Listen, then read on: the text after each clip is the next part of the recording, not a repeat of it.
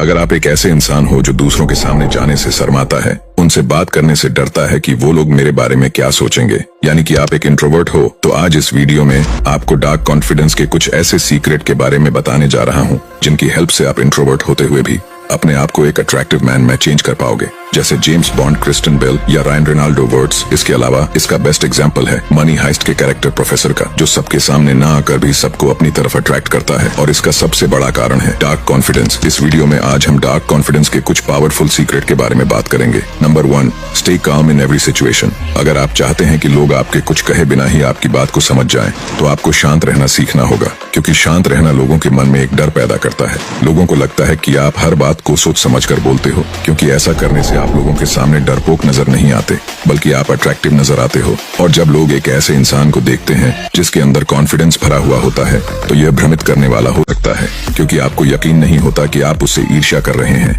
या फिर उसके आत्मविश्वास से ईर्ष्या करते हैं, या फिर आप उसके जैसा बनना चाहते हो। Number 2, over confidence is not deep confidence. आपके अंदर जो ओवर कॉन्फिडेंस होता है वह डार्क कॉन्फिडेंस नहीं होता। वास्तव में आपके अंदर कुछ ऐसी आदतें होती हैं जिन्हें देखकर आपको लगता है कि आप एक कॉन्फिडेंट इंसान हो, और यही आदतें आपको डार्क कॉन्फिडेंस बनाने से रोकती हैं, जिनसे आपको बचना आना चाहिए। फॉर एग्जाम्पल, आप किसी ग्रुप में बैठे हो और वहाँ किसी ने आपको कोई काम करने के लिए दे दिया, और आप बोल देते हो कि मैं इस काम को आसानी से कर लूंगा। अगर आप ऐसा करते हो तो आपसे बड़ा बेवकूफ कोई नहीं है। आप कभी भी डार्क कॉन्फिडेंट इंसान नहीं बन पाओगे, इसलिए आपको मना करना आना चाहिए। डीप कॉन्फिडेंस वाला इंसान सुनता और देखता ज्यादा है, और उसे अपनी फीलिंग और जो वह बोलता है उस पर उसका कंट्रोल होता है, क्योंकि जब आप हर बार बोलने के बजाय सुनते हैं, तो जो आपको कहा जाता है उसे समझने का समय मिलता है, ताकि आप लास्ट में सही आंसर दे सकें। इससे आप एक डार्क कॉन्फिडेंस नजर आते हो और लोग आपकी तरफ अट्रैक्ट होते हैं। ये वैसा ही है जैसा प्लेटो कहते हैं, बुद्धिमान लोग इसलिए बोलने के लिए कुछ होता है, मूर्ख इसलिए बोलते हैं क्योंकि उन्हें कुछ कहना होता है। इसलिए अपने दिमाग में आने वाले पहले विचार को उगलने के बजाय रुकें और सुने।